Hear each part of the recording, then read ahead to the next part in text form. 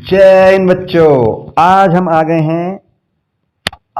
हैं आपके लिए रिसोर्स एंड डेवलपमेंट का लेक्चर नंबर 2 लेके। ठीक है, बिल्कुल एनसीईआरटी का प्रॉपर एनालिसिस होगा। इसका जो फर्स्ट लेक्चर है वो ऑलरेडी बना दिया गया है और जिन्होंने नहीं देखा वो देख लेना। ठीक है, सही कि नहीं है? तो अब हम करेंगे रिसोर्स एंड डेवलपमेंट का लेक्चर नंबर 2। बिल्कुल सिंपल एनसीईआरटी एनालिसिस होने वाला है। एनसीईआरटी की इंपॉर्टेंस मैं आपको ऑलरेडी फर्स्ट लेक्चर में बता चुका हूँ। ठीक है, क्यों हम ये कर रहे हैं।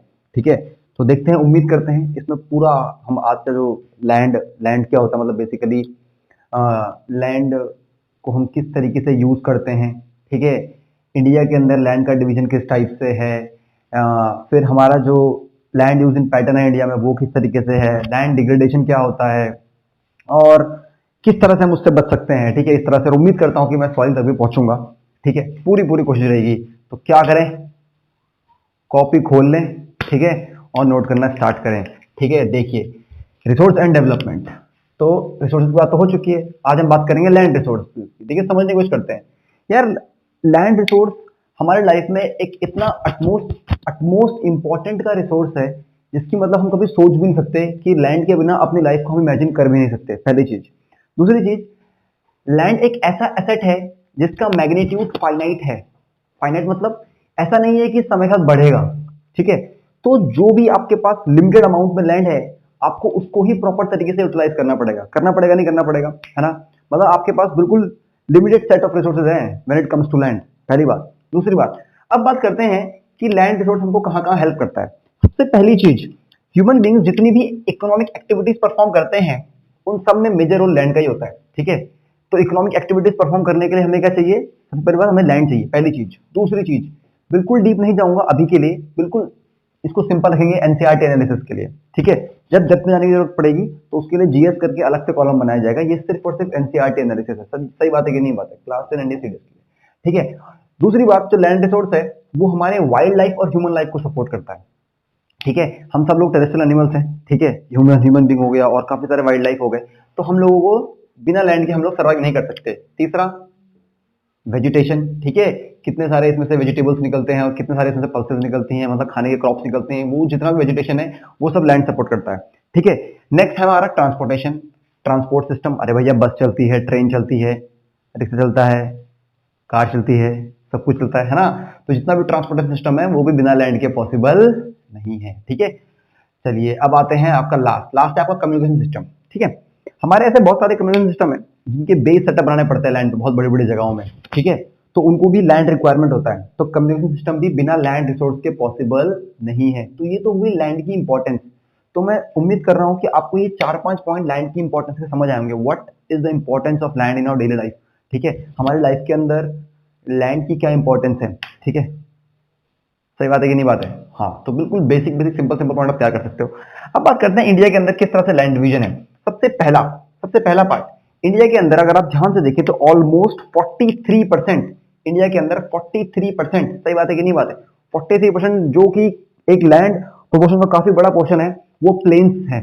ठीक है, क्या है, प्लेन्स है। ठीक है, पूरा आपका नॉर्दर्न प्लेन होगा, गंगेटिक प्लेन होगा, जितना भी, और कुछ में आपका साउदर्न प्लेन भी आता है उसमें। ठीक है, यूपी वाला पूरा एरिया। ठीक है, यूपी से ले लीजिए, हल्का सा बिहार की तरफ चले जाइए, ये पूरा का पूरा एरिया जो है आपका ये प्लेन का एरिया है। आप सुनिए, इसके मैंने एआई क्या लिखा हुआ है समझने की कोशिश कीजिए। प्लेन का एरिया मेजरली सपोर्ट करता है एग्रीकल्चर को और इंडस्ट्रीज को। सही बात है कि नहीं बात है, प्लेन का एरिया मेजरली सपोर्ट करता है एग्रीकल्चर को और इंडस्ट्रीज को। एग्रीकल्चर इसलिए, एक तो जो यहाँ की जो सॉइल टाइप है वो काफी बढ़िया है। ठीक है, एल्यूवियल सॉइल मोस्टली यहाँ पाई जाती है, पहली चीज। दूसरी चीज, इंडस्ट्री सेटअप इसलिए इजी है, लेबर मिल जाती है इजीली, क्योंकि यहाँ पर जो लोग होते हैं वो रिचली पॉपुलेटेड एरिया में बसे होते हैं, तो चीप लेबर मिल जाती है। ठीक है, और रॉ मटेरियल इजीली सप्लाई होता है, और बहुत सारे फैक्टर्स होते हैं, उसके ऊपर हम जाना नहीं चाहेंगे। बस मैं अभी आपको बता रहा हूँ कि प्लेन्स के दो चीज होती है, एक तो एग्रीकल्चर और एक इंडस्ट्री। सही बात है कि नहीं बात है। अब बात करते हैं 30% माउंटेन। ठीक है, 43% के अलावा हमारा जो कवर है, हमारा जो लैंड का जो कवर है वो 30% उसमें ऑलमोस्ट क्या है, माउंटेन है। कैसे, पूरा आप जे चलते आएंगे, उत्तराखंड, हिमाचल प्रदेश, और इधर को निकलते हुए जाएंगे ऊपर ही ऊपर नेपाल के साइड साइड से बिल्कुल। ठीक है, घूमते हुए आप पहुंच जाएंगे पूरा सिक्किम तक, सिक्किम से निकल जाएंगे अरुणाचल प्रदेश, पूरा का पूरा क्या है, माउंटेन रीजन है। ठीक है, वो पूरा के पूरा 30% ऑलमोस्ट माउंटेन्स है। अब ऐसा नहीं है कि माउंटेन्स की इंपॉर्टेंस नहीं है, माउंटेन्स की तो बहुत तगड़ी इंपॉर्टेंस है। अगर माउंटेन्स ना हो तो पूरा का पूरा इकोलॉजिकल बैलेंस बिगड़ जाएगा। इसीलिए यहाँ पर लिखा गया है RTE। क्या लिखा है, RTE। R mean river flow, ऊपर से बह के आती है ना ग्लेशियर में, रिवर फ्लो। दूसरा सोचो सोचो, हाँ तुम बोलो पीछे से, सोचो। नहीं यार, T stand for tourism, T stand for tourism, है ना भाई। गर्मी में घूमने चले गए मनाली, किसी के भी साथ, मैं थोड़ी बोल रहा हूँ, किसी के भी साथ चले जाओ, ठीक है, मनाली चले गए, मसूरी चले गए, घूमने चले गए, है ना। आजकल बंद हो रखा है, पर कोई बात नहीं। तो पहला आर किसके लिए, रिवर के लिए, दूसरा टी किसके लिए, टूरिज्म के लिए, और तीसरा ई, सोचो, इकोलॉजिकल बैलेंस। हाँ, जो फॉरेस्ट होते हैं वो इकोलॉजिकल बैलेंस मेंटेन करके रखते हैं, ठीक है, इन्वायरमेंट के अंदर प्रॉपर ऑक्सीजन सप्लाई करते हैं, ठीक है। दूसरा, टेम्परेचर मेंटेन करके रखते हैं। इंपॉर्टेंस ऑफ फॉरेस्ट, ये बिल्कुल एक अलग टॉपिक चल जाता है, बिल्कुल, जिसको साइंस में बच्चे इसमें मैनेजमेंट ऑफ रिसोर्स में पढ़ते हैं, समझ रहा है, उसके अंदर पढ़ते हैं इंपॉर्टेंस ऑफ फॉरेस्ट। भाई मेडिसिन मिलती हैं, हर्ब मिलती हैं, सब मिलती हैं, कितनी चीज़ें मिलती हैं, फर्नीचर के लिए लकड़ी मिलती है, और लोकल जो लोग होते हैं उनको वहाँ पर एम्प्लॉयमेंट मिलता है, और बहुत सारी चीज़ इंपॉर्टेंस है यार फॉरेस्ट की। तो मैं 30% माउंटेन की सिर्फ मैंने आपको 3 चीज़ें बताई। R stand for river, T stand for tourism, and E stand for ecological balance. हमारा जो बैलेंस है वो ना बिगड़ जाए कहीं, ठीक है। बिल्कुल एक बैलेंस बना हुआ लाइफ में बहुत जरूरी है, इसी तरह से पृथ्वी में भी। अब बात करते हैं 27% क्या है हमारा, प्लेट्यूज है। बिल्कुल, जो अगर आप देखें हमारा जो काफी हद तक हमारा मध्य प्रदेश का रीजन हो गया, हमारा झारखंड का रीजन हो गया, ये जो हमारे नीचे का जो पूरा जो एरिया है इसको बोलते हैं प्लेट्यू, ये हमारा प्लेट्यू एरिया है, ठीक है। अब इसकी क्या खास बात है, देखो यार, भगवान ने ना हर किसी के अंदर, मतलब हर किसी को कुछ ना कुछ दिया है, ठीक है। बिल्कुल भी ऐसा नहीं कि आपको बिल्कुल बेकार बना दिया, आपसे रिसोर्स हमने एग्जॉस्ट कर दिए सारे के सारे, नहीं। रिसोर्स एक्सचेंज किसी को नहीं बनाया, सबको कुछ ना कुछ चीज दी है कि आप अपना गुजारा कीजिए, ठीक है। बिल्कुल सेम तरह से प्लेट्यू को देखिए, प्लेट्यूज के पास बहुत लार्ज अमाउंट में रिजर्व्स होते हैं, रिजर्व्स क्योंकि बहुत लार्ज अमाउंट में रिजर्व्स होते हैं मिनरल्स के, जैसे आपके आयरन के हो गए, माइंस के, ये माइका के हो गए, कॉपर के हो गए, बहुत लार्ज अमाउंट में यहाँ माइंस मिलते हैं, डिगिंग करनी पड़ती है, और वहां से क्या करते हैं अपन लोग, इन मिनरल्स को एक्सट्रैक्ट करते हैं। सही बात है कि नहीं बात है। तो कुल मिला के बात ये है कि हमारे पास जितनी भी टाइप ऑफ लैंड है, जितने भी टाइप में डिवाइड हो रखा है, जैसे प्लेन में हो रखा है, माउंटेन में हो रखा है, प्लेट्यू में हो रखा है, उन सबके अपने अपने यूजेस हैं यार, ठीक है, उन सबके अपने अपने इंपॉर्टेंस है, अपने अपने यूजेस हैं। सही बात है कि नहीं बात है, ठीक है। तो उम्मीद कर रहा हूँ कि आपको ये वाली जो चीजें हैं ये तो आपको समझ आ गई होंगी, समझ आ गई कि नहीं आ गई, आ गई होंगी, ठीक है। बिल्कुल बेसिक है, कॉपी लेके बैठो और नोट करते रहो चीजों को, जो एक्स्ट्रा चीजें बोलते रहता हूँ उनको भी रफ में आप पेंसिल से कहीं नोट कर सकते हो, ठीक है। जो चीज यहाँ पे लिखी रहती है ये तो प्रॉपर पेंसिल आ रही है, और जो मैं चीजें बोलता रहता हूँ उनको भी आप कहीं कहीं पे अपनी मेमोरी के लिए आप कहीं पेंसिल से वो लिख सकते हैं, ठीक है, ये एक अच्छी हैबिट है। अब बात करते हैं लैंड यूटिलाइजेशन की। यार लैंड यूटिलाइजेशन के अंदर बेसिकली हमारा आता है, जैसे हम लोग लैंड को यूज करते हैं, ठीक है, तो हम जब लैंड को यूज करते हैं तो उसके बेसिस पे लैंड के कितने टाइप हैं, ठीक है, उसकी यूटिलाइजेशन के बेसिस पे, ठीक है, तो वो हम यहाँ पर देखने वाले हैं। सही बात है कि नहीं बात है। सबसे पहला है हमारा फॉरेस्ट।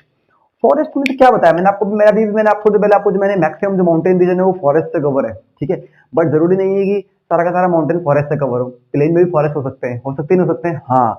तो अब आपको माउंटेन प्लेट्यू प्लेन से हटना पड़ेगा, अब आपको उसकी यूटिलिटी, उसकी यूटिलाइजेशन के ऊपर जाना पड़ेगा, ठीक है। सबसे पहली चीज फॉरेस्ट, ठीक है। फॉरेस्ट के बारे में आप ऑलरेडी अवेयर हो, ठीक है, कि फॉरेस्ट की हमारी लाइफ में, मतलब हमारे आसपास कितनी इंपॉर्टेंस है।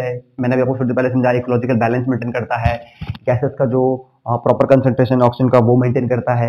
उसके अलावा आप लोगों को मैंने बताया कि वहां से हम लोगों को वुड्स मिलता है, मेडिसिन मिलती है, बहुत सारी चीजें मिलती है, फॉरेस्ट के बारे में बताया। इसके बारे में ज्यादा चीज डिस्कस की जरूरत नहीं, इसमें इंपॉर्टेंट जो है वो मैं थोड़ी देर में आ जाऊंगा, उसके ऊपर ही पता लग जाएगा आपको। सेकंड टाइप है land not available for cultivation, यानी कि सेकंड क्वेश्चन उस लैंड का है, इनके आप सुनिए, इसमें आपके लिए भी होमवर्क मिल सकता है, इसमें आपके लिए होमवर्क ये वो मैं यहाँ पर नहीं कर रहा हूँ, मेरे पास डाटा है बट मैं आपको नहीं दे रहा हूँ। गूगल जाइए, नेट कीजिए, नेट में जाइए, कहीं भी जाइए, कहीं भी ढूंढिए, किसी वेबसाइट में ढूंढिए, आपको बस ये ढूंढिए कि इनका कितना कितना परसेंट एरिया है, मतलब जो हमारा टोटल लैंड अवेलेबल है उसकी मान लो 100% होगा, 100% में से फॉरेस्ट कितना परसेंट है, land not available for cultivation ये कितना परसेंट है, ये कितना परसेंट है, ये कितना परसेंट, और ये सबसे इंपॉर्टेंट ये कितना परसेंट में है। तो आपको इनका जो स्टैट्स है वो खुद से तैयार करना है इनके साथ साथ, तो कुछ आपके लिए भी होमवर्क है, ठीक है।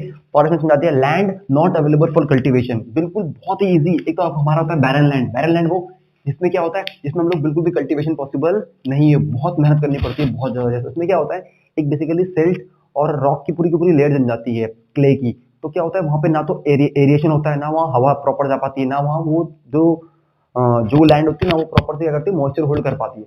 तो इस तरह से वो बिल्कुल ही बेकार जाती है, उसमें हम लोग बिल्कुल भी कल्टीवेशन अगर करें बहुत ज्यादा मेहनत करनी पड़ेगी और कोई फायदा होता नहीं है, इसलिए उस लैंड को हम लोग बैरन लैंड या फिर वेस्ट लैंड कह देते हैं। नेक्स्ट होती है हमारी नॉन एग्रीकल्चर, यह है non agricultural uses. Non agricultural use मतलब ऐसी लैंड जिसके ऊपर अपन लोगों ने बना दिया, बिल्डिंग बना दी, ट्रैक्स, रेलवे ट्रैक्स बना दिए, ठीक है, एंटरटेनमेंट की कुछ चीजें बना दी, ये बना दी, मतलब उसमें आप एग्रीकल्चर के लिए उसको यूज नहीं कर सकते, आप उसमें उस पे आपने कोई और स्ट्रक्चर्स खड़े कर दिए, फ्लैट सिस्टम हो गया, ये हो गया, हो गया, दुनिया भर के आने पर। अदर अनकल्टिवेटेड लैंड, अब बात करते हैं अदर अनकल्टिवेटेड लैंड क्या होती है। एक देखिए, ये बिल्कुल, ये तो जो जो पहाड़ों में रहते हैं, गाँव में रहते हैं, वो लोग इस बात को समझ सकते हैं, ठीक है, ये भी बहुत ज्यादा जरूरी लैंड है, ठीक है। परमानेंट पास्चर एंड ग्रेजिंग, ठीक है। अभी मैं आगे जाके डिस्कस करूंगा कि इन सब चीजों के अंदर क्या प्रॉब्लम आ रही है, इस ज्यादा ये करने से क्या प्रॉब्लम आ गई, बिल्डिंग बनाने से ज्यादा पास्चराइजेशन करने से, ग्रेजिंग करने से क्या प्रॉब्लम, ग्रेजिंग करने से क्या प्रॉब्लम आ गई, उनको भी डिस्कस करेंगे, वो लैंड डिग्रेडेशन है, वो अगला पार्ट है, ठीक है। तो अदर कल्टिवेटेड लैंड के अंदर पहला क्वेश्चन आता है परमानेंट पास्चर एंड ग्रेजिंग। देखिए, गांव में ये जो लोग होते हैं उनकी मैक्सिमम डिपेंडेंसी अपने कैटल्स के ऊपर होती है, और जो जब उनकी कैटल्स ग्रेज करते हैं तो ऐसा तो नहीं कि सब जगह वो बो देंगे अपने खाने के लिए, भाई कैटल्स के खाने के लिए भी कुछ चाहिए, तो वो जो लैंड होती है जिसमें उनका कैटल डिपेंडेंट होते हैं उसको बोलते हैं परमानेंट पास्चर एंड ग्रेजिंग, ठीक है। ओवर ग्रेजिंग की बहुत ज्यादा प्रॉब्लम सुनने में आ रही है, ठीक है, आती पिछले काफी टाइम से आती आ रही है, ठीक है। नेक्स्ट है आपका लैंड फॉर मिसलेनियस, है, मैंने जान के मिस किया हुआ, land for miscellaneous tree crops group. हमारे ऐसे बहुत सारे मिसलेनियस ट्रीज हैं, उन्होंने भी काफी पोर्शन लैंड का कवर किया हुआ है, ठीक है। अगर आप इसको देखिए, जैसे आपका बम्बू ट्री हो गए, और भी आपके बहुत सारे मिसलेनियस ट्री होते हैं, ठीक है, जिन्होंने भी कुछ कुछ एरिया इन्होंने भी कवर किया हुआ है। इसके अलावा आपका लास्ट है, ये इसके अंदर ये है कल्चरेबल वेस्ट लैंड। क्या है, क्या है ये, कल्चरेबल कल्चरेबल वेस्ट लैंड, ठीक है। ये ऑलमोस्ट आप देखेंगे तो ये पूरी लैंड का 4% के आसपास बैठता है, कल्चरेबल वेस्ट लैंड। ये वो होता है जिसपे, मतलब जिस लैंड पे पोटेंशियल तो है कि यहाँ पे कुछ उगे, लेकिन उस पे पिछले 5 साल से कुछ उगाया नहीं है, ठीक है। तो यहाँ देखिए, जिसपे मोर देन 5 ईयर्स, क्या बोल रहा हूँ मैं, ध्यान से देखिए यार, क्या बोला मैंने, मोर देन, क्या बोला मैंने, मोर देन 5 ईयर्स, कितने साल से नहीं किया इस पे हमने कुछ, मोर देन 5, याद रखना है। ये culturable wasteland, CWL, culturable wasteland की कैटेगरी में वो आता है जिसको ग्रेटर देन 5 ईयर्स, जिसको ग्रेटर देन 5 ईयर्स से कल्टीवेट नहीं किया, भूलना नहीं, डाटा डाटा मतलब कंफ्यूज होते हैं बच्चे। नेक्स्ट आता है फेलो लैंड। फेलो लैंड दो टाइप के होते हैं, एक होता है करंट फेलो और एक होता है other fellow, other current fellow. Current fellow वो होता है जिसको सिर्फ हमने 1 साल, सिर्फ हमने 1 साल या उससे कम, 10 महीने, 11 महीने, 12 महीने या उससे कम के लिए छोड़ा है, ठीक है। बिल्कुल देखिए, करंट करंट वेस्टलैंड क्या होगा, जो 5 साल के लिए छोड़ दी। फेलो लैंड के अंदर दो आ गए, करंट फेलो। करंट फेलो क्या हुआ, जिसको हमने 1 साल या उससे कम के लिए छोड़ दिया। नेक्स्ट आती है हमारी अदर करंट फेलो। अब आप खुद सोचिए, ग्रेटर देन 5 कवर हो गया, 1 और लेस देन 1 कवर हो गया, तो कौन बच गया, 1 to 5। इसका मतलब अदर फेलोलैंड्स वो होती हैं जिनको हमने 1 से 5 साल के बीच में छोड़ दिया, 2 साल के लिए, 3 साल के लिए, एग्रीकल्चरल ईयर आए और हमने उनमें कल्टीवेशन नहीं किया, तो ये 1 से 5 होते हैं। सही बात है कि नहीं बात है। अब आते हैं बहुत ही इंपॉर्टेंट और बहुत ही जबरदस्त सबसे लास्ट चीज, ये होता है नेट सोन एरिया, ठीक है। यार देखिए, नेट सोन एरिया क्या है, मैं आपको समझाने की कोशिश करता हूँ। ये असल में वो एरिया है जिसपे आप नॉर्मली क्रॉप्स ग्रो करते हो। जैसे मैंने बोला कि मैंने रामलाल को 100 हेक्टेयर लैंड दे दी, क्या दे दी भाई, 100 हेक्टेयर। उसने क्या, उसने तो गेहूं बोए, क्या बोला उसने, वीट, वीट लगाया 100 हेक्टेयर पे, ठीक है, 1 साल के लिए। मान लो उसने मतलब वो तो कुछ 6 महीने में या कुछ टाइम में कट जाता है, गेहूं जल्दी कट जाता है, उसने कुछ नहीं उगाया, तो उसका जो नेट सोन एरिया होगा वो कितना होगा, 100। उसका नेट सोन एरिया कितना होगा, 100। उसने दोबारा यूज नहीं किया। बट क्या प्रैक्टिकली ऐसा होता है, प्रैक्टिकली ऐसा नहीं होता। तो आपको नेट सोन एरिया समझ आया। नेट सोन एरिया साल में एक ही बार काउंट होगा, वो साल में 2 बार काउंट नहीं होता। Net sown area agriculture year में एक ही बार काउंट होता है। बहुत ध्यान सुनना और समझने की कोशिश करना, आपको समझ आएगा। मैं फिर समझाता हूँ। अब हुआ क्या, जब मैंने उसे 100 हेक्टेयर जमीन दी थी, तो ऐसा तो नहीं है यार 100 हेक्टेयर में उसने गेहूं बोए, ठीक है, और गेहूं लगभग 6 महीने के आसपास कट गए, ठीक है, कट गए लगभग 6 महीने के आसपास। उसके बाद वो खल भी नहीं छोड़ेगा जमीन को, वो उसमें क्या बोएगा, वो उसमें मान लो उसने उसमें उसके बाद 100 हेक्टेयर थी, तो नेक्स्ट टाइम उसने उसने पूरे 100 में उसने पहले क्या बोया था, वीट बोया, ठीक है, 6 महीने। उसके बाद उसने क्या किया, अगले 80 हेक्टेयर में उसने राइस बो दिया, और अगले 20 हेक्टेयर उसने खाली छोड़ दिए। 20 उसने क्या छोड़ दिए, खाली छोड़ दिए। 20 में उसने कुछ नहीं बोया अगले 6 महीने के लिए। तो इसका मतलब जो ये 100 है जिसमें उसने वीट बोया, ये तो उसका नेट सोन एरिया हो गया, क्योंकि ये तो साल में एक ही बार काउंट होगा। लेकिन उसने दोबारा भी तो कुछ बोया बोया, तो उसने दोबारा कितना बोया, सिर्फ 80। तो जो ये 80 ऐड होके अब ये कितना बन जाएगा, 180। तो जो ये 180 बन गया है, इसको बोलते हैं gross gross cropped area. Gross cropped area यानी कि समझने की कोशिश कीजिए, जो ग्रॉस क्रॉप्ड एरिया होता है वो 2 बार काउंट होता है। वो 80 भी काउंट हो गया, वो 100 भी काउंट हो गया, कितना बन गया, 180। लेकिन जो नेट सोन एरिया हुआ, उसने बोला भाई तूने 100 में से 80 में तो गया, तूने मेरे को तो काउंट कर लिया है, साल में एक बार काउंट तूने मुझे कर लिया, दोबारा क्यों काउंट कर रहा है। तो इसका मतलब नेट सोन एरिया सिर्फ एक ही बार काउंट होगा 100। समझ आया? तो कोई आपसे बोले नेट सोन एरिया कितना है, आप बोलोगे भाई नेट सोन एरिया तो 100 है। आप बोलोगे ग्रॉस कितना है, फिर आप देखोगे कितनी बार खेती हुई, कितनी बार खेती हुई, ये तो हुई नहीं, ये तो हट गए यहाँ से। साल के अंदर 2 बार खेती हुई उसी 100 में, पहले एक बार 100 की खेती हुई, फिर दोबारा 80 की खेती हुई, तो 100 प्लस 80 180, तो ये बन गया आपका ग्रॉस क्रॉप्ड एरिया। समझ आ रहा है आपको यहाँ तक? बोलो यार, किसी को कोई दिक्कत है, कोई परेशानी है, बोलो। चलिए अब बात करते हैं हम land use pattern in India. मतलब इंडिया में जो लैंड का यूसेज है वो किन किन चीजों पे, किन किन फैक्टर्स पे डिपेंड करता है। देखिए सबसे पहला इसके अंदर 2 फैक्टर्स आते हैं, ठीक है। पहला फैक्टर है फिजिकल फैक्टर और दूसरा फैक्टर है ह्यूमन फैक्टर। फिजिकल फैक्टर के अंदर क्या क्या आता है, मतलब जब भी हम किसी जगह पे लैंड का यूटिलाइजेशन करेंगे तो फिजिकली वो किन किन फैक्टर्स पर डिपेंड करता है। सबसे पहला है टोपोग्राफी, मतलब उस जगह का आसपास का नक्शा हुलिया किस किस जगह पर सिचुएटेड है, कौन सी फैसिलिटीज हमको मिलने वाली है, कौन सी हमको नहीं मिलने वाली है, उसकी टोपोग्राफी बहुत इंपॉर्टेंट करती है। नेक्स्ट उसका क्लाइमेट, ठीक है, वहाँ कैसा क्लाइमेट है, बरसाती होती रहती है या बरसात होती ही नहीं है, हवा चलती रहती है। अगर भाई हवा चलेगी तो हम वहाँ पर विंडमिल इंस्टॉल करेंगे, अगर बरसात चलती है तो वहाँ पर किसी और उस टाइप की क्रॉप उगाएंगे, अगर रेनफॉल बहुत कम होता है तो अलग टाइप की क्रॉप ग्रो करेंगे। नेक्स्ट होता है सॉइल टाइप। सॉइल टाइप पे भी बहुत सारी चीज़ें डिपेंड करती हैं कि हम किस तरह से अपने जो हमारी एक्टिविटीज उन्हें प्रोसीड ऑन करेंगे।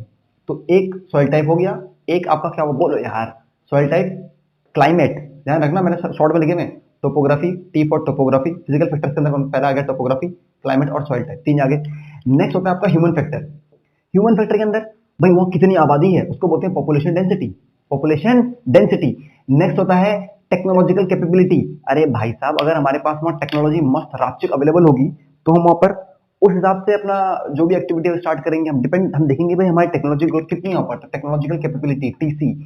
T stand for culture and T stand for tradition, मतलब जिस जगह पे हम खोल रहे हैं वहाँ के लोगों के क्या कल्चर है, क्या ट्रेडिशन है। मैं आपको एक बहुत छोटा सा एग्जाम्पल देता हूँ, बिल्कुल गद्दी से एग्जाम्पल देता हूँ, ठीक है।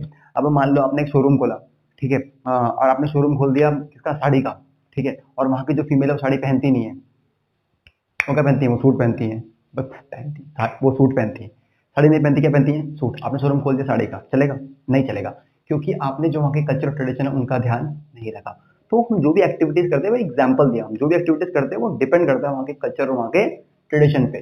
चलिए अब नेक्स्ट बात करते हैं, जो हमारा टोटल ज्योग्राफिकल एरिया है वो है 3.28 किलोमीटर स्क्वायर। जब सर्वे किया टीम ने, कुछ साल पुराना सर्वे है, नया सर्वे भी आया नहीं है, जो एनसीईआरटी के अकॉर्डिंग सर्वे है, टोटल ज्योग्राफिकल एरिया है 3.2 किलोमीटर स्क्वायर। मतलब 3.2 किलोमीटर ऐसे जाइए और 3.2 किलोमीटर ऐसे जाइए और वहां पर एक स्क्वायर बनाइए बहुत बड़ा। जितना बड़ा वो स्क्वायर बनेगा वो हमारा जियोग्राफिकल एरिया है, ठीक है। नेक्स्ट अब बात करते हैं इसकी, ये जो 93% में यहाँ पर लिखा हुआ है, इसका मतलब हमारे पास जो ज्योग्राफिकल एरिया जो हमारे पास टोटल लैंड है उसका हमारे पास सिर्फ 93% ही अवेलेबल है। ऐसा क्यों है, इसको समझने की कोशिश कीजिए। हमारे जो ईस्टर्न स्टेट है, नॉर्दर्न ईस्टर्न स्टेट है, ठीक है, हमारे 7 सिस्टर वाले साइड के हो गए, एक्सेप्ट आसाम, आसाम को छोड़ के, इनमें जो सर्वे है, लैंड सर्वे, वो अभी तो कम्प्लीटली पूरा नहीं हुआ है। पहला तो ये कुछ तो इसलिए डाटा थोड़ा सा कम आया है। दूसरा डाटा इसलिए कम आया है, जैसे पीओके हो गया, ठीक है, और चाइना ऑक्युपाइड कश्मीर हो गया, इनके जो सर्वे हैं, इनके जो लैंड सर्वे हैं वो अभी तक हुए नहीं है, इसलिए हमारे पास इनको लेके भी डाटा पूरा का पूरा अवेलेबल नहीं है, ठीक है। एक यार एक बहुत बड़ी प्रॉब्लम आती है, धीरे धीरे क्या हो रहा है, लैंड डिग्रेडेशन, धीरे लैंड डिग्रेडेशन में बहुत बड़ी प्रॉब्लम बन रही है, ठीक है। उसको लेके आपने ये बड़ा इशू सुना होगा, land under permanent pasture has decreased. इसका मतलब जो हमारे केटल्स हैं, ठीक है, जो हमें खाना खिलाते हैं, वो धीरे धीरे वो जो लैंड है ओवर ग्रेजिंग की वजह से या और भी एक्टिविटीज की वजह से धीरे धीरे वो जो ग्रेजिंग लैंड है वो कम होने पे लगी है। तो कितना बड़ा सीरियस कॉज ऑफ कंसर्न है। अगर ये लैंड कम हो जाती है तो आने वाले टाइम्स में जिन कैटल्स पे हम डिपेंडेंट हैं और वो कैटल्स इस पे डिपेंडेंट हैं, तो अल्टीमेटली हम इस पे डिपेंडेंट हो गए ना, ठीक है। तो जब कैटल्स इस पे डिपेंडेंट है और जब उन्हें मतलब ये ग्रेजिंग करने के लिए लैंड ही अवेलेबल नहीं होगी तो कितना सीरियस कॉज ऑफ कंसर्न हो सकता है। चलिए ये सोचने वाली बात है, ठीक है। अब नेक्स्ट करते हैं अगली चीज, मैंने क्या लिखा है, स्टेट टू स्टेट वेरिएशन। ये बड़ी सोचने वाली बात है, मैंने क्यों लिखी स्टेट टू स्टेट वेरिएशन। मेरा लिखने का ये मतलब है, मैं यहाँ पर आपको ये बताना चाहता हूँ कि इंडिया के अंदर स्टेट टू स्टेट इतना वेरिएशन है। जैसे एक बहुत सिंपल चीज एग्जांपल लेते हैं, 80% NSA means 80% net sown area, यानी पंजाब और हरियाणा का जितना भी ज्योग्राफिकल एरिया है उसमें से ऑलमोस्ट 80% एरिया जो है वो उनका नेट सोन एरिया है। इसका मतलब उनके पास कितना कितना बढ़िया जो आप लैंड का टाइप वो समझ सकते हैं इसी के बेसिस पे कि उनका जो ऑलमोस्ट टोटल 100% जो ज्योग्राफिकल एरिया है उसमें से 80% उनका नेट सोन एरिया में हम लोग क्या है क्रॉप ग्रो करते हैं। जबकि हम इसे अरुणाचल प्रदेश से कंपेयर करें तो उसका जो नेट जोन एरिया है वो सिर्फ और सिर्फ कितना है 10% है। तो इंडिया के अंदर स्टेट टू स्टेट वेरिएशन होती हैं, कोई किसी चीज में रिच है कोई किसी चीज में रिच है। जिसके पास नेट जोन एरिया नहीं है उसके पास और फैसिलिटीज और कुछ रिसोर्स होंगे। मैंने आपको ऑलरेडी डिस्कस कर दिया है कि इस तरह से वेरिएशन चलता रहता है। नेक्स्ट अब बात करते हैं अपने फॉरेस्ट की थोड़ी सी, बिल्कुल एनसीईआरटी के साथ चल रहा हूँ मैं। हमारा जो फॉरेस्ट एरिया जो लास्ट सर्वे हुआ उसके अकॉर्डिंग जो हमारा फॉरेस्ट एरिया है वो है 18.11%। 18.11% आप समझ रहे हैं, और ये अभी भी बहुत कम है, ये अभी भी बहुत कम है। जो हमारी 1952 की जो हमारी 1952 की नेशनल फॉरेस्ट एक जो एनुअल रिपोर्ट थी, जो हमारी नेशनल फॉरेस्ट पॉलिसी थी, ठीक है, जो हमारी नेशनल फॉरेस्ट पॉलिसी थी उसके अकॉर्डिंग ये बताया गया था कि कम से कम भाई साहब 33% फॉरेस्ट कवर होना ही चाहिए। कितना होना चाहिए 33%, बट अभी कितना है 18.11%। तो यार इससे कहीं ना कहीं इंक्रीज करना पड़ेगा क्योंकि ये इकोलॉजिकल बैलेंस मेंटेन करने के लिए बहुत ज्यादा क्या है जरूरी है। ठीक है, ये डाटा भी आपको रफ याद रखना है। जब आप एनसीईआरटी खोलेंगे आपको एनसीईआरटी एक मस्त पेज मिलेगा उसमें सब लैंड के पूरे परसेंटेज लिखे हुए हैं। ठीक है, आप नेट से देख के उनको आप दोबारा से अपडेट भी कर सकते हैं। ठीक है, बट मेरी तो अभी तक वो रहेगी एडवाइस रहेगी, अभी तक उसी को फॉलो कर रहा है एनसीईआरटी वाले को। अब बात करते हैं land degradation and conservation measures. मतलब यार देखो, धीरे धीरे हमको पता है कि हमारी कुछ ऐसी एक्टिविटीज की वजह से जैसे हम लोग लैंड को यूज करते हैं, हमने लैंड से बहुत सारे हमने क्या किया, कंटिन्यूसली हम लैंड को यूज करते रहे, उसका ध्यान नहीं रखा। ठीक है, हमने प्रॉपर मेजर्स नहीं लिए, तो धीरे धीरे जो लैंड होती है वो खराब होती रहती है, उसके जो न्यूट्रिएंट्स हैं वो धीरे धीरे खत्म होते जाते हैं। ठीक है, और जैसे जैसे न्यूट्रिएंट्स खत्म होते जाते हैं तो लैंड धीरे धीरे डिग्रेड होना स्टार्ट हो जाती है, उसको बोलते हैं लैंड डिग्रेडेशन। फिर वो आपकी कल्चरेबल लैंड नहीं रहती, वो आपके लिए किसी यूज की नहीं है। समझ आ रहा है, तो उसको बोलते हैं अपन लोग क्या, लैंड डिग्रेडेशन। अब देखिए इंडिया के अंदर वैसे हमको पता ही है यार क्यों हम पढ़ रहे हैं लैंड डिग्रेडेशन और कंजर्वेशन मेजर पढ़ना इतना जरूरी इसलिए है क्योंकि ह्यूमन बींग्स की ऑलमोस्ट 95% ऑफ बेसिक नीड्स यार, शेल्टर, घर बनाते हो जमीन पे, क्लॉथिंग, कपड़ा मिलता है। ठीक है, इसके लिए भी मेजर रीजन एक लैंड ही है क्योंकि जो भी चीज है वो लैंड पे ही सर्वाइव कर रही है सब कुछ। ठीक है, फूड, सब कुछ हमारी ऑलमोस्ट 95% ऑफ बेसिक नीड जो होती है वो लैंड से आती है। इसीलिए हमारी इसकी बहुत ज्यादा इंपॉर्टेंट मिल जाती है कि हम कंजर्वेशन मेजर्स को क्या करें, अडॉप्ट करें। अब बात करते हैं अगले की। इंडिया के अंदर 130 मिलियन हेक्टेयर जो है वो डिग्रेडेड लैंड है लास्ट सर्वे के अकॉर्डिंग, और इसमें से 28% फॉरेस्ट डिग्रेडेड है, 56% वाटर इरोडेड है जहां पर आइस पूरी के पूरी नीचे मेल्ट करती है, रिवर्स बहुत तेजी से मेल्ट करते हैं, और रेस्ट जो आपका बच गया थोड़ा बहुत वो आपका सैलाइन और एल्काइन डिपॉजिट्स की वजह से है। तो ये आपके जो मैंने आपको पूरा जो लैंड का जो डाटा दिया कितना डिग्रेडेड है, किन फैक्टर किन चीजों की वजह से डिग्रेडेड है वो आप ये देख सकते हैं। अब इनके पीछे क्या रीजन है, क्यों ऐसा हुआ, कहीं ना कहीं ये रीजन आपको भी पता है और रीजन मेरे को भी पता है। सबसे पहला रीजन ये आप बहुत पहले से पढ़ते आए हो, इसके लिए ह्यूमन एक्टिविटीज भी बहुत ज्यादा रिस्पॉन्सिबल है। ये तो मैंने आपको नेचुरल कुछ वो बताया, जो नेचुरल फिनोमिना नेचुरल एक्टिविटीज होता है जिनकी वजह से लैंड डिग्रेडेशन हो रहा है। साथ में साथ ह्यूमन एक्टिविटीज, यार ह्यूमन एक्टिविटीज देखो यार, ये मैं आपको बताता हूँ, ह्यूमन एक्टिविटीज से ज्यादा फर्क पड़ा है। ये चीजें ऐसी है ना, जैसे मान लो कोई नेचुरल हुआ, ये भगवान के हाथ में है। लैंड क्या हुआ, इधर से लैंड इरोजन हुआ, इधर से लैंड सॉइल समझ लो, इधर से सॉइल इरोजन हुआ, उधर से सॉइल फॉर्मेशन हुआ। तो अगर नेचर कभी कोई चीज करता है ना तो उसको बैलेंस करता है, बट जब ह्यूमन उसमें अपना इंटरवेंशन दिखाता है तो वो उसको एक्सेसिव एक्सप्लॉइटेशन कर देता है उस चीज का। तो ये फैक्टर से हमें प्रॉब्लम नहीं थी, ये फैक्टर आप अपने आप को सही कर लेते, लेकिन इन फैक्टर से प्रॉब्लम आ गई। और सॉल्यूशन भी यही है, सॉल्यूशन यहाँ नहीं है, इसमें कोई सॉल्यूशन नहीं है, इसमें हम कुछ नहीं कर सकते, सॉल्यूशन भी यही छुपा हुआ है। ठीक है, अब देखिए ह्यूमन एक्टिविटीज ने किस तरीके से लैंड को खराब किया। सबसे पहला डिफॉरेस्टेशन, खचाखच पेड़ काटते गए, है ना, वो भी एक रीजन है, आपको बिल्कुल आप छोटे से पढ़ते हुए हो। नेक्स्ट है ओवर ग्रेजिंग। यार जब आप ओवर ग्रेजिंग कराओगे किसी पर्टिकुलर जगह पे तो उससे भी लैंड डिग्रेडेशन की जो प्रोबेबिलिटी है वो काफी ज्यादा बढ़ जाती है। अब बात करते हैं माइनिंग की। ये माइनिंग समझना बहुत ज्यादा जरूरी है, माइनिंग समझना बहुत ज्यादा क्या है जरूरी है। झारखंड, एमपी, छत्तीसगढ़, यहाँ पे माइनिंग के लिए तगड़ी तगड़ी ड्रिलिंग की जाती है, स्कार्स मारे जाते हैं यार अर्थ के ऊपर, ऐसे ड्रिलिंग की जाती है जब उनका यूज आता है वो ड्रिल को जो होल होता है उनको वैसे छोड़ देते हैं। गलत बात है कि नहीं बात है, बहुत गलत बात है। तो लैंड डिग्रेडेशन हो रहा है ना, आप समझ रहे हैं, तो माइनिंग से किस तरीके से हो रहा है आपको एक बात बताऊं। जैसे मैंने आपको बताया ना स्टेट टू स्टेट वेरिएशन रहता है इंडिया में, लैंड डिग्रेडेशन का भी स्टेट टू स्टेट वेरिएशन है। जैसे मैंने आपको ही बताया झारखंड हुआ, आपका एमपी हुआ, छत्तीसगढ़ हुआ, इनमें इनमें कैसे लैंड डिग्रेडेशन हो रहा है? इसमें माइनिंग के थ्रू हो रहा है, देख गहरे गहरे गड्ढे खोद रहे हैं माइनिंग के थ्रू। ठीक है, आपका ये आपका महाराष्ट्र हुआ, ठीक है, आपका गुजरात हुआ, राजस्थान हुआ, इसमें किससे होता है? इसमें ओवर ग्रेजिंग से होता है, खलवाओ जानवर से, ज्यादा खलवाओ, इसमें ओवर ग्रेजिंग से जमीन खराब कर देते हैं। फिर आपका पंजाब हुआ, हरियाणा हुआ, या आपका वेस्टर्न यूपी हुआ, इसमें भी लैंड डिग्रेडेशन होता है। इसमें किससे होता है? ओवर ग्रेडिशन, धड़ाधड़ पानी डाल रहे हैं। ओवर ग्रेडिशन से क्या होता है? जो सॉइल है उसकी सैलिनिटी बढ़ जाती है, एल्किनिटी बढ़ जाती है, और बहुत सारे इश्यूज हो जाते हैं। आप लोग समझ रहे हो? तो यहाँ भी स्टेट टू स्टेट वेरिएशन है, किस तरीके से हम लैंड को खराब कर रहे हैं। एक और इशू है, उसको बोलते हैं सीमेंट इंडस्ट्री।